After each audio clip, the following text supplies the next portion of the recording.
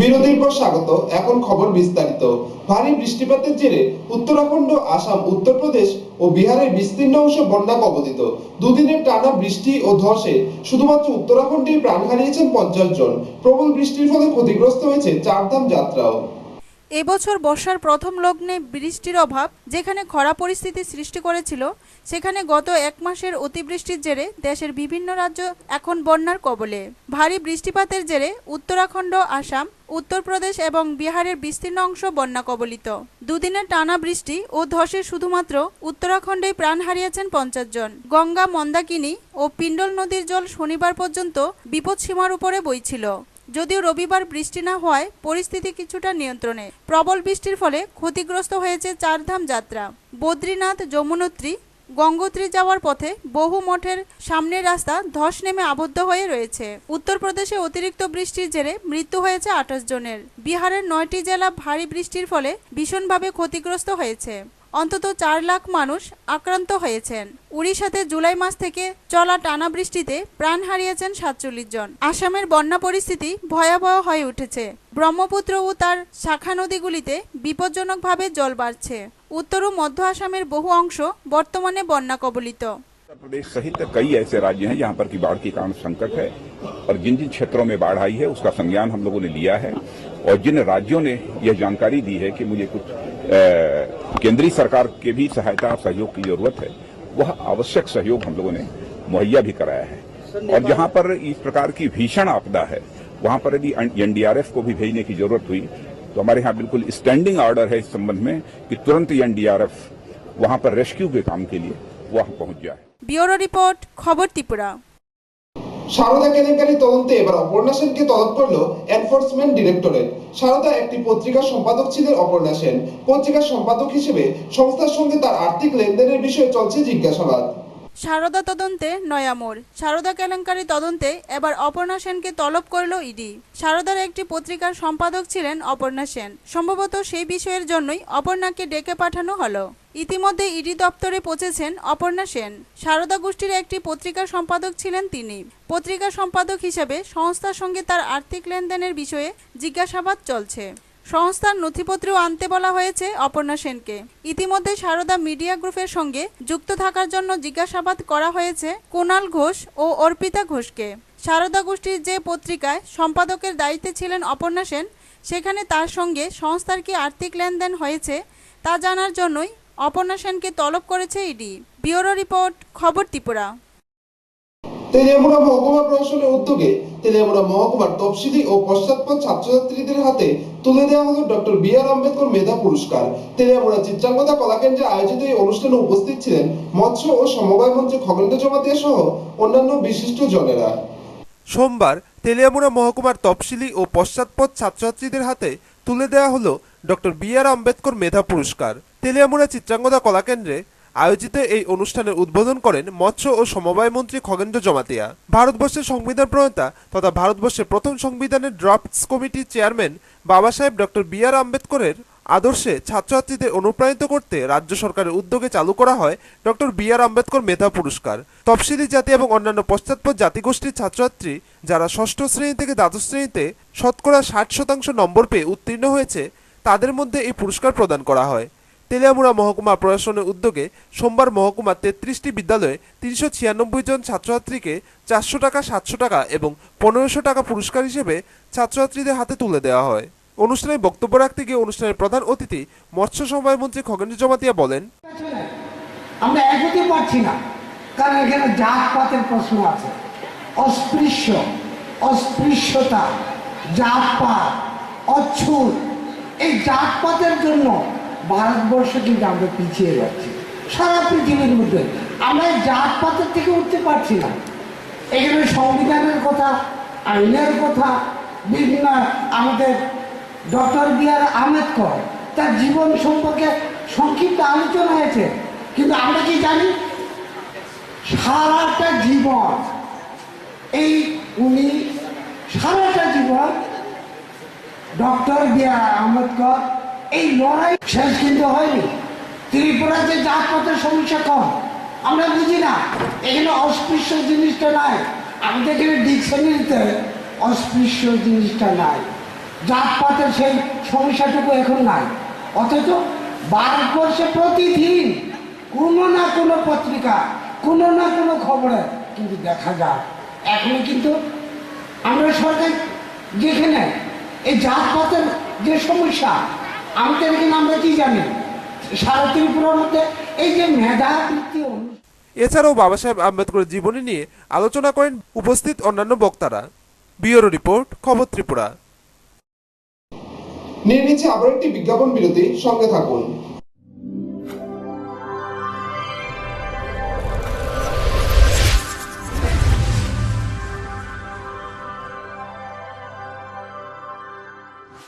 আন্দোলনের অন্যতম পথিকৃত প্রয়াত চিত্তচন্দ্রের স্মরণসভা অনুষ্ঠিত হয় উদয়পুর টাউন হলে। উপস্থিত ছিলেন সাংসদ শঙ্কর প্রসাদ দত্ত, শ্রমিক নেতা মাধব সাহা সহ অন্যান্য নেতৃত্বরা। প্রবীণ স্বাধীনতা সংগ্রামী শ্রমিক আন্দোলনের অন্যতম পথিকৃত প্রয়াত চিত্তচন্দ্রের স্মরণে সভা অনুষ্ঠিত হলো উদয়পুরে। সিআইটিইউ উদয়পুর বিভাগীয় কমিটির আহ্বানে উদয়পুর টাউন হলে অনুষ্ঠিত স্মরণসভায় শ্রদ্ধা জানানো হয় প্রয়াত কমরেডকে। উত্থাপিত হয় শোক প্রস্তাব। বিভাগের বিভিন্ন প্রান্ত থেকে শ্রমিক আন্দোলনের নেতাকর্মীরা অংশ নেয় স্মরণসভায়। সিআইটিইউ রাজ্য সাধারণ সম্পাদক সাংসদ শঙ্কর প্রসাদ দত্ত চিত্তচন্দ্রের স্মরণসভায় স্মৃতিচারণ করতে গিয়ে বলেন, স্বাধীনতা সংগ্রামের ডাকা, তারা স্বাধীনতা সংগ্রামী, তাদেরকে গ্রেপ্তার করে জেলে নিয়ে যাওয়া হয়েছিল। তারা গাড়ি করে যখন যাচ্ছেন, কালো রঙের গাড়ি আপনারা দেখেছেন, সেই গাড়ি করে যাচ্ছেন, গাড়ি থেকে সবাই স্লোগান দিচ্ছেন, বন্দে মাতরম বলছেন। আর এই যে বন্দে মাতরম ধ্বনি, যদিও আজকের দিনে বন্দে মাতরম ধ্বনি সবসময় আমাদের কাছে একটা সমস্যারও কারণ হয়। এই বন্দে মাতরম ধ্বনি দিয়েই চিত্তদাদের খুন করতে গিয়েছিলেন জোটামলে এই বন্দে মাতরম ধ্বনি দিয়ে 88 থেকে 93। তাছাড়া তিনি আরও বলেন, শ্রমিকদের অত্যন্ত কাছের লোক চিত্তচন্দ্র, তার মৃত্যু অমর হয়ে রইবে। শ্রমিকদের একাধিক সংগঠনে রাজ্য স্তরের নেতৃত্ব দিয়েছেন তিনি। তার দেখানো আন্দোলনকে আরো সমৃদ্ধ করার আহ্বান জানান শঙ্কর প্রসাদ দত্ত। 95 বছর বয়স হবার পর তারপর ওনার প্রতি আমরা শ্রদ্ধা জানাচ্ছি। কিসের জন্য? ওই যে ওনার অবদান সমাজের জন্য, মানুষের জন্য, শ্রমজীবী মানুষের জন্য। আমরা এখানে উপস্থিত আছেন অনেকে ইউনিয়নের কাজের সাথে যুক্ত আছেন, কিন্তু বেশিরভাগ কমরেডই আমাদের একটা বা দুটো ইউনিয়নের সাথে যুক্ত থাকেন। আমি শ্রমিকরা কতটা ভরসা করতেন, ট্রেড ইউনিয়ন নেতৃত্ব কতটা ভরসা করতেন চিত্তদাদের উপর। এক নাগারে অনেকগুলো ইউনিয়নে শুধুমাত্র সাধারণ সদস্য না, শুধু কমিটি মেম্বার না, সভাপতি সম্পাদক অনেকগুলো ইউনিয়নের দায়িত্ব পালন করেছেন। স্মরণসভার শুরুতে নেতৃত্বরা প্রয়াত কমরেড চিত্তচন্দ্রের প্রতিকৃতিতে ফুলমালা শ্রদ্ধা জানান। শঙ্কর প্রসাদ দত্ত ছাড়াও ছিলেন শ্রমিক নেতা মাধব সাহা, মানিক বিশ্বাস, স্বপন দেবনাথ, দিলীপ দত্ত প্রমুখরা। উদয়পুর থেকে শান্তনু বণিকের রিপোর্ট, খবর ত্রিপুরা। বন্ধ সুদের দ্বারা নিহত হাতির মূল্যবান দাঁত উদ্ধারে বড়সড় সাফল্য পেল তেলিয়ামুড়া বন দপ্তর। ঘটনা তেলিয়ামুড়া বন বিভাগের অধীন মুঙ্গিয়াকামী থানার অন্তর্গত তুইসিন্দ্রাই গ্রামে চম্পাহাওয়ার থানার অর্জুন কোবরা পাড়ার রথীন্দ্র দেববর্মার বাড়িতে ওই মূল্যবান হাতির দাঁত ও হরিণের দুটি মাথা উদ্ধার হয়। তেলিয়ামুড়া বন বিভাগের অধীন মুঙ্গিয়াকামী থানার অন্তর্গত তুষিন্দ্রাই গ্রামে গত প্রায় এক সপ্তাহ পূর্বে বনদস্যুদের দ্বারা নিহত হাতির মূল্যবান দাঁত উদ্ধারে বড়সড় সাফল্য পেল তেলিয়ামুড়া বন দপ্তর। বিশেষ করে মুঙ্গিয়াকামী ব্লকের তুষিন্দ্রাই গ্রামের গভীর জঙ্গলের বনদস্যুদের আক্রমণে হাতিটির হত্যার পর বনদস্যুরা হাতির মূল্যবান দাঁত তুলে নিয়ে পালিয়ে যায়। যদিও ঘটনার প্রায় এক সপ্তাহ পর তুষিন্দ্রাই গ্রামের জঙ্গলে পচাগলা হাতিটির মৃতদেহ চোখে পড়লে খবর যায় থানা ও বন দপ্তরের কাছে। হাতির মূল্যবান দাঁত উদ্ধার সহ বনদস্যুদের আটক করতে বিশেষ অভিযানে নামে তেলিয়ামুড়া বন দপ্তর। হাতিটির পচাগলা মৃতদেহ উদ্ধার করার 24 ঘন্টার মাথায় হাতির দাঁত সহ দুটি হরিণের মাথা উদ্ধার করেন বন দপ্তর। তেলিয়ামুড়া বন দপ্তরের কর্মীরা গোপন খবরের ভিত্তিতে তেলিয়ামুড়া বন বিভাগের অতিরিক্ত বিভাগীয় বন আধিকারিক প্রসেনজিৎ ভৌমিক সহ রেঞ্জ অফিসার নিশীথ চক্রবর্তী সহ দপ্তরের অন্যান্য কর্মীরা চম্পাহাওয়ার থানার অর্জুন কোবরাপাড়া রবীন্দ্র দেববর্মার বাড়িতে হানা দিয়ে মূল্যবান হাতিটির দাঁত ও হরিণের দুটি মাথা উদ্ধার করেন। যদিও বাড়ির মালিক রথীন্দ্র দেববর্মা পলাতক বলে জানান তেলিয়ামুড়া বিভাগীয় বন আধিকারিক। As per my knowledge goes, जितना हमको जानकारी है आर्म्स के बारे में, उसके हिसाब से तो ये मजल लोडिंग गन है, क्रूड गन है, मजल लोडिंग है और ये it has been done by a trained person. The gun should be more than 6 feet long, 6 foot से बड़ा गन होना चाहिए ये, और मजल लोडिंग होगा, सामने से लोड करते हैं इसको बारूद। तो क्रूड गन है, देसी गन है और एक शॉट में हाथी का हत्या हुआ है, तो इट मीन्स की अभी स्प्लिंटर हम लोगों के पास है जो स्कल से निकला है, जो उसके स्कल से मिला है, ये मछली मारने के जाल में जो बीड यूज करते हैं लोहे का, ये वो है। तो इट मीन्स कि कोई लोकल आदमी ने ही गन बनाया भी है और चलाया भी है, बट ही इज ट्रेनिंग मिला हुआ है उसको, जहां से भी मिला हो। तो ये एक दूसरा खतरे का बात है, नहीं तो आम आदमी एक शॉट में नो वन कैन किल अ हाथी। ये ट्रेंड आदमी है और this is very dangerous for everyone. Bureau report, খবর ত্রিপুরা। দক্ষিণ জেলার মনোরমুখে যে সমস্ত জমির উপর দিয়ে রেল লাইনের জায়গা পড়েছে সে সমস্ত জমির মালিকদের কথা বলার জন্য ডাকেন জেলার নতুন এসপি ভানুপতি চক্রবর্তী। জমিওয়ালাদের দাবি রেল দপ্তর তাদের জমির ন্যায্য মূল্য দিচ্ছেন না। রাজ্যে রেললাইন সম্প্রসারণের প্রশ্নে রেললাইন পাতা ও রেল স্টেশন নির্মাণের জন্য জায়গা নিতে হয়েছে রেল দপ্তরকে, যার মধ্যে বন দপ্তরের আরএফের জায়গা যেমন আছে তেমনি আছে কৃষি জমি। সেই জমি অধিগ্রহণের কাজ সবটাই খুব সহজভাবে হয়েছে কেউ বলতে পারবে না। ঠিক ওই রকম একটি জায়গা হলো বিলুনিয়া মনুরমুখে। এখানে মোট 32 পরিবারে 62 জন জমিওয়ালার জমিও টিলা জমি পড়েছে রেলের জায়গার জন্য। কথা হলো জমির দাম নিয়ে। জমির যে দাম নির্ধারিত হয়েছে তা পুরনো দরে, এটা জমির দাতারা মানতে রাজি নয়। তাদের কথা হলো জমির বর্তমান মূল্য যেমন কানি প্রতি 4 থেকে 5 লক্ষ টাকা হলে আমরা এত কম দামে জমি দেব কেন? পাশাপাশি 100 থেকে 150 মিটারের মধ্যে দূরত্বে কোথাও কোথাও জমিদাতারা জমির দাম পেয়েছেন কানি প্রতি 10 থেকে 15 লক্ষ টাকা। এই বৈষম্য আমরা মানি না। যাক, এইবার ন্যায্য মূল্য না পাওয়া চাষিদের কথা মন্ত্রী বাদলবাবুর কাছে পৌঁছালে মন্ত্রী তাদের বলেছিলেন, আপনারা জমি দেন, আমি আপনাদের বিষয়টি দেখব। কিন্তু বাস্তব বলছে অন্য কথা। চাষিদের কথা বাদলবাবু তাদের সঙ্গে মিথ্যা আশ্রয় নিয়েছেন।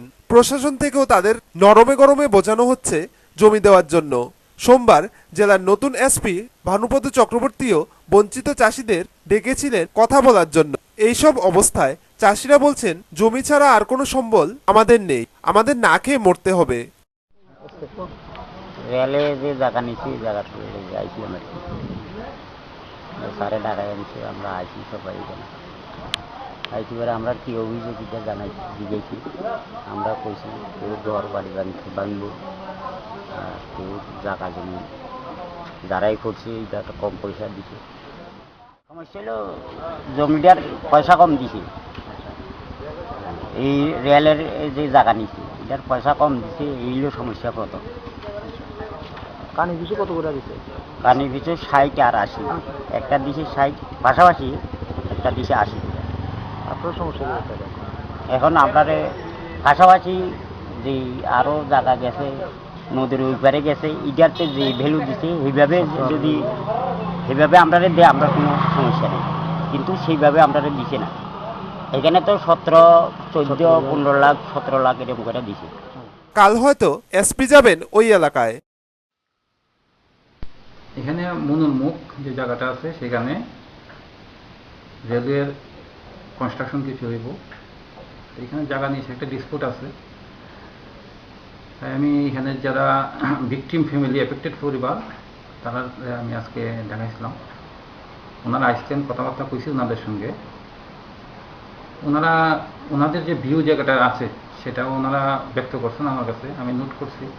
আমি বিভিন্ন যারা আছেন স্টেক হোল্ডার ওনাদের সঙ্গে আমি কথাবার্তা বলবো বলে আমি বলেছি, আমি আবার কালকে ওনাদের সঙ্গে আবার কথা দেখা করব। ব্যুরো রিপোর্ট, খবর ত্রিপুরা।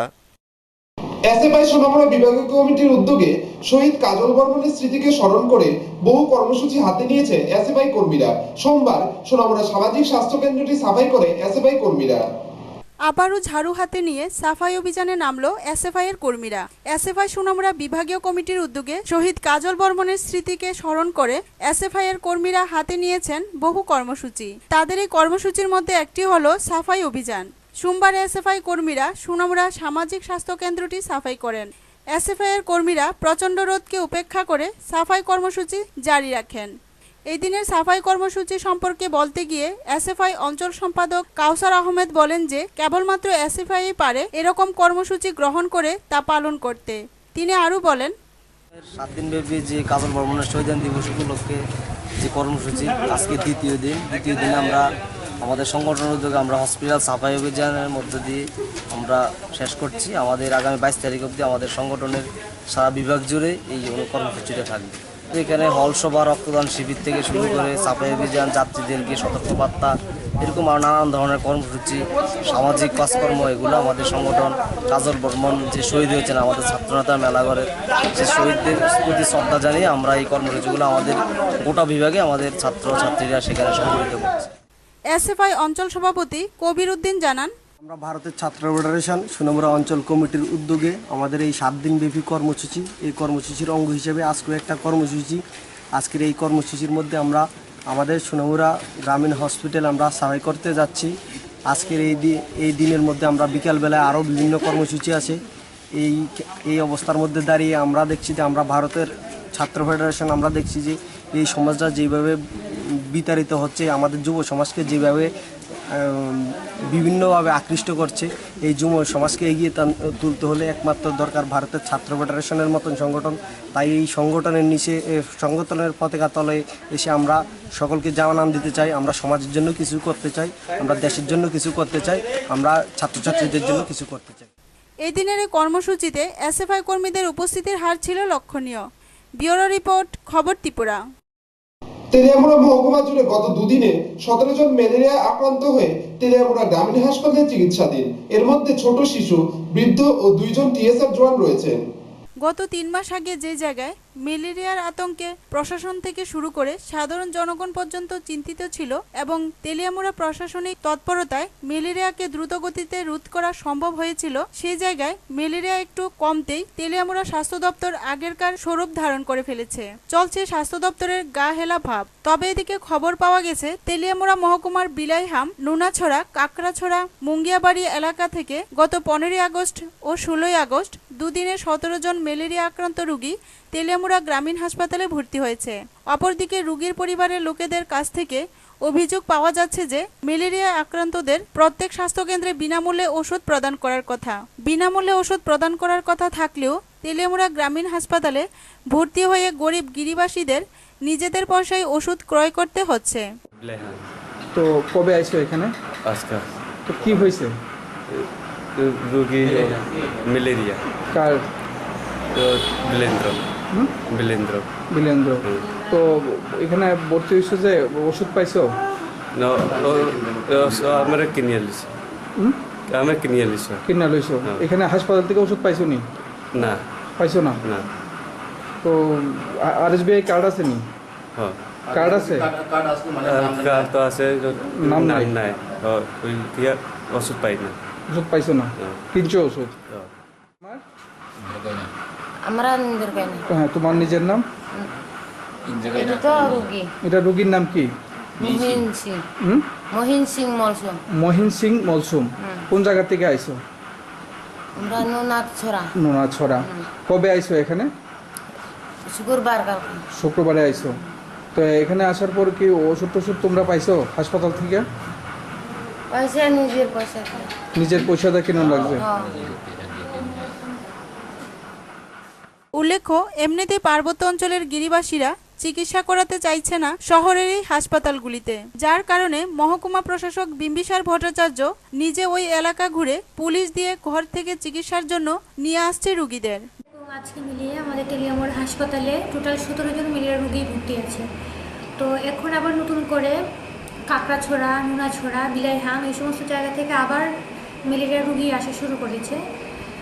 তো এদের মধ্যে শিশু, বয়স্ক সবাই আছে এবং 2 জন টিএসআরও ম্যালেরিয়া রোগে আক্রান্ত হয়ে হাসপাতালে চিকিৎসা নিচ্ছে। তাদের ওষুধ টষুধ ম্যাডাম দেওয়া হচ্ছে এখান থেকে? হ্যাঁ, কিন্তু আমাদের কাছে অভিযোগ আছে তাদের মধ্যে কিছু একটা নিজেদের পয়সা দিয়ে ওষুধ কিনতে হচ্ছে। না, ওষুধপত্র সব হাসপাতাল থেকেই দেওয়া হচ্ছে। ব্যুরো রিপোর্ট, খবর ত্রিপুরা। এখন খেলার খবর।